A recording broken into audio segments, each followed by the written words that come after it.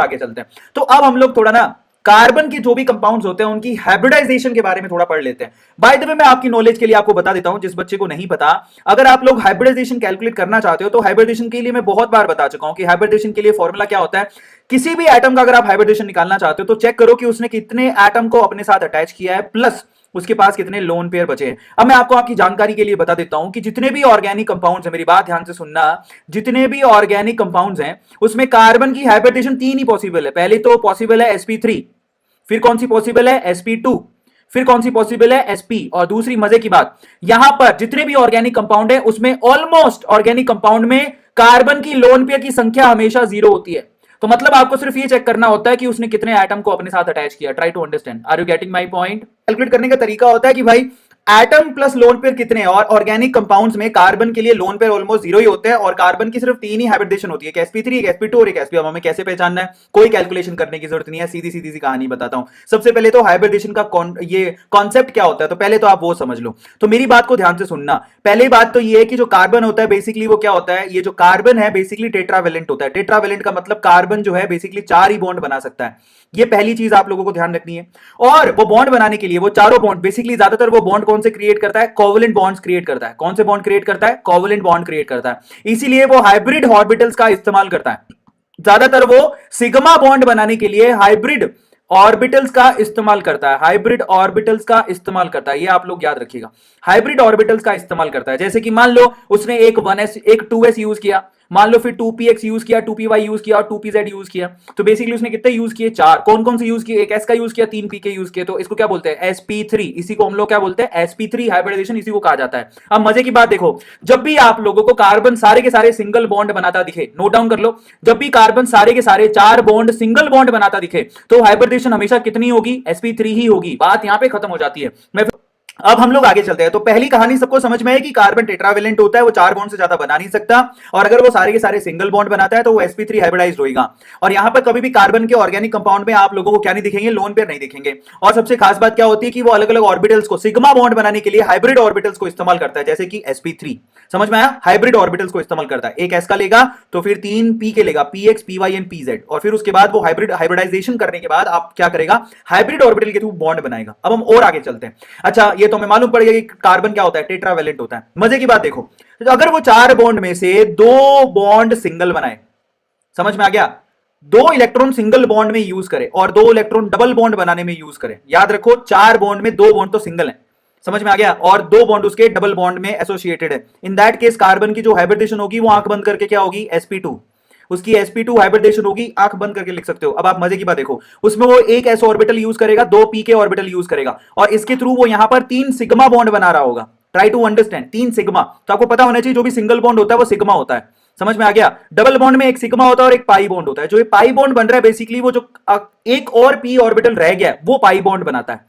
तो try to understand कि यहां पर sp2 पर p में तो 3 होते हैं ना, px py pz, तो px और py को अगर उसने यूज कर लिया सिग्मा बॉन्ड बनाने में तो pz को यूज करेगा वो पाई बॉन्ड बनाने में। समझ में आ गया। तो बेसिकली आप लोग याद रखो कि जब भी कोई यहां पर कार्बन 2 सिंगल बॉन्ड बना दे और एक डबल बॉन्ड बना रहा हो तो उसमें से एक बॉन्ड सिग्मा होता है जिसमें हाइब्रिड ऑर्बिटल यूज कर रहा है, एक बॉन्ड सिग्मा जिसमें हाइब्रिड ऑर्बिटल यूज कर रहा है, एक बॉन्ड सिग्मा जिसमें हाइब्रिड ऑर्बिटल यूज कर रहा है, बट एक बॉन्ड पाई है। अब ऑर्बिटल कौन से यूज कर रहा है, सिग्मा के अंदर sp2 यूज कर रहा है, सिग्मा के अंदर sp2 ऑर्बिटल यूज कर रहा है, इस सिग्मा के अंदर sp2 ऑर्बिटल यूज कर रहा है, लेकिन जो लास्ट पाई है उसके अंदर p ऑर्बिटल यूज किया हुआ है, बाकी बचा हुआ। ठीक है, इसको बोलते हैं। और sp2 हाइब्रिडाइजेशन का मतलब ये। अब क्योंकि कार्बन टेट्रावेलेंट होता है तो वो 4 बॉन्ड कुछ इस तरह से भी बना सकता है कि कार्बन एक बॉन्ड तो सिंगल बनाए और 3 यहां पर बॉन्ड कैसे बनाए, ट्रिपल बॉन्ड से एसोसिएटेड हो। ट्राई टू अंडरस्टैंड, भाई कार्बन एक बॉन्ड तो सिंगल बना रहा हो और बाकी जो 3 बॉन्ड है वो ट्रिपल बॉन्ड बना रहे हो, मतलब एक ट्रिपल बॉन्ड बना रहे हो सब मिलके। तो ऐसे केस में कार्बन की जो हाइब्रिडेशन होती है वो sp होती है, sp हाइब्रिडेशन। अगर परसेंटेज एस करेक्टर की बात करूं तो यहां पर टोटल 3 हाइब्रिडेशन है, sp3 sp2 एंड sp। ठीक है, तो सबसे पहले तो परसेंटेज एस करेक्टर, तो ऊपर लिखता हूं परसेंटेज एस करेक्टर, तो इसमें परसेंटेज एस करेक्टर है 25% मात्र। इसमें परसेंटेज एस करेक्टर है 33.33%। ठीक है, और इसमें परसेंटेज एस करेक्टर है 50%। दूसरी खास बात पर आते हैं, इसमें यहां पर आप लोग शेप की भी बात कर सकते हो। अगर sp3 हाइब्रिडाइज्ड है कार्बन तो इसका मतलब शेप उसकी होगी टेट्राहेड्रल। अगर वो sp2 हाइब्रिडाइज्ड है, इन दैट केस क्या शेप होगी, अगर sp2 हाइब्रिडाइज्ड है तो आप लोग मुझे बताइए, अगर sp2 हाइब्रिडाइज्ड हुआ तो क्या शेप होगी, क्या शेप होगी sp2 हाइब्रिडाइज्ड हुआ तो? Trigonal planar. और अगर sp हाइब्रिडाइज्ड हुआ तो लीनियर। तो ये इसकी शेप है, ये आप लोग याद रखोगे, नॉर्मल चीजें जिन पे से सवाल पूछ लिए जाते हैं। तो sp में क्या होता है, एक s ऑर्बिटल यूज होता है, एक p ऑर्बिटल यूज होता है, एक s का यूज करोगे, एक p का, और ये दोनों मिलके sp हाइब्रिड दो ऑर्बिटल बनाएंगे, एक ये रहा और मान लो एक ये रहा, ये sp हाइब्रिड दो ऑर्बिटल बनाए, जिसे एक में सिग्मा बॉन्ड एक में सिग्मा बॉन्ड।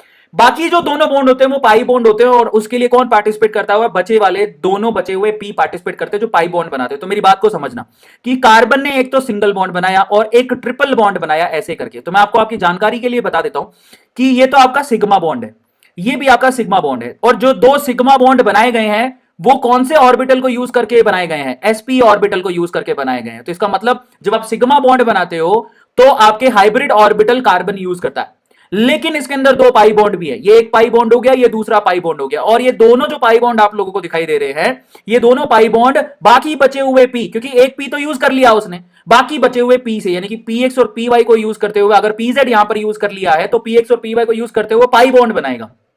और कार्बन जब भी एक ट्रिपल बॉन्ड बनाता है तो वहां पर sp हाइब्रिडाइजेशन होती है। ठीक है, अब हम और आगे चलते हैं, टाइप्स ऑफ बॉन्ड की बात करते हैं। तो टाइप्स ऑफ बॉन्ड में एक सिग्मा बॉन्ड होता है और एक पाई बॉन्ड होता है। कार्बन जब भी डबल बॉन्ड या ट्रिपल बॉन्ड, मल्टी बॉन्ड बना रहा होता है, उसमें एक बॉन्ड सिग्मा होता है और दूसरा बॉन्ड पाई होता है। ठीक है, ये आपको ध्यान रखना है। अच्छा, सिग्मा बॉन्ड की बात करते हैं। सिग्मा बॉन्ड में मैंने आपको पहले ही कहा था कि सिग्मा बॉन्ड बनाने के लिए कार्बन हाइब्रिड ऑर्बिटल्स की रिक्वायरमेंट रखता है और हाइब्रिड ऑर्बिटल्स को यूज करता है, पहली चीज। लेकिन पाई बॉन्ड बनाने के लिए वो हाइब्रिड ऑर्बिटल्स को यूज नहीं करता। बहुत सारे बच्चों को तो पता ही नहीं होता कि पाई बॉन्ड बनाने के लिए वो अनहाइब्रिड ऑर्बिटल्स, बचे हुए ऑर्बिटल्स को यूज करता है। आ जाओ दूसरी बात, ये क्यों बनता है, सिग्मा बॉन्ड क्यों बनता है? ये बनता है हेड ऑन ओवरलैपिंग की वजह से, due to axial overlapping, head on overlapping की वजह से बनता है, हेड टू हेड ओवरलैपिंग। ऐसे प्यार से आते हैं ऐसे करके गाना गाते हुए, मेरे महबूब तुझे मेरी मोहब्बत की कसम, सिग्मा बॉन्ड बना लेते हैं, समझ में आता है। और ये तो पुराने जमाने की बात थी, जब पुरानी ओल्ड मेमोरीज आती थी तो वहां पर सिग्मा बॉन्ड बनते थे ऐसे प्यार से गाने गाते हुए। और आजकल आजकल गाने हो सकते हाय हो पुहाय हाय हैं, या चिट्टियां कलाइयां में, तैसे करके पाई बॉन्ड बनता है। कैसी बकवास बातें कर रहा हूं मैं। फाइनली यहां पर दो तरह के बॉन्ड होते हैं, एक तो होता है सिग्मा बॉन्ड और एक होता है पाई बॉन्ड। तो सिग्मा बॉन्ड बनता है हेड ऑन ओवरलैपिंग से और पाई बॉन्ड बनता है लेटरल ओवरलैपिंग से। लेटरल का मतलब चिट्टियां कलाइयां में तो से पाई बॉन्ड बनता है, जो कि इतना स्ट्रांग नहीं होता। तो आजकल इसीलिए तो रिश्ते इतने स्ट्रांग नहीं है, क्योंकि आजकल की जनरेशन जो चिट्टियां कलाइयां वे कर करके गाने सुनती है और फिर रिश्ते बनाती है। तो फाइनली देखो, pi bond is not a strong bond but sigma bond is a strong bond. Sigma bond head on overlapping से बनता है, जबकि pi bond basically lateral overlapping से बनता है। ठीक है, अब हम चलते हैं आगे। तो उसका ओवरऑल में मतलब समझाओ तो ये कुछ ये मतलब है, पिक्टोरियल रिप्रेजेंटेशन से आप समझ जाओगे कि सिग्मा और पाई बॉन्ड कैसे बन रहा है। अगर ये देखो, ये जो दोनों दिख रहे हैं ये आपस में एक दूसरे को कनेक्ट करते हैं हेड टू हेड, तो ये हेड ऑन ओवरलैपिंग है।